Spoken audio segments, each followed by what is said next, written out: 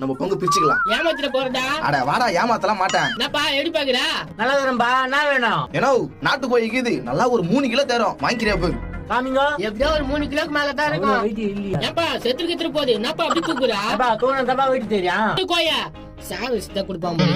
அப்பா புடிங்கிறா போட்டு அம்மிக்கு சாவஸ்துனா சரி, இது எவ்வளவு தருவா அது மாதிரி சொல்லு. நான் ஒரு 1 கிலோ தெரியும், 500 ரூபா தரலாம். நாமாப்ல மூவி புடிச்சுங்க அப்படியே சோத்துல மச்சம் நம்மளுக்கு இருந்தாலே. அதுக்கு மேல போகாதுப்பா, என்கிட்ட உனக்கு இது வாங்கிக்கிறியா? எதனா பார்த்து ஏத்திக்குன்னா. பாய் நான் பாய் இடம் முடிக்கிறாங்க. தம்பி சொன்ன ரேட் தான், இஷ்டம் வந்தா குடி, இல்லன்னா போயினாரு. உத்தரகிரியா சரி போன போட்ட ஒரு 150 ரூபா எக்ஸ்ட்ரா கொடு. அதெல்லாம் வேலையாகாது, நீ கோழி குத்துருப்பா. உருன்னு வந்து பாய் இருங்க பாய். ஒரு 100 ரூபாய் ஏத்திக்குன்னா. 100 ரூபாய் தர முடியாது, 50 ரூபாய் சேர்த்து ஒன்னா 50 ரூபா வச்சு பஞ்சு மிட்டாய் கூட வாங்க முடியாது. நேத்து 50 ரூபா சேர்த்து தரேன். தேவையில்லாத பேசாதீங்க, வியாபாரம் கெட்டு போகுது. குடுக்குறீங்களா இல்லையா? நான் வியாபாரம் அப்படியே லைன் கட்டி நிக்கிறாங்க, சும்மா தானே இருக்கிறா. சமாளிச்சு பாத்தியா, ஒரு ஆளு தூச்சிருக்குது. எல்லா பாமும் உனதான் சேரும், அதெல்லாம் சேரக்கூடாதுன்னா எக்ஸ்ட்ரா 100 ரூபாய்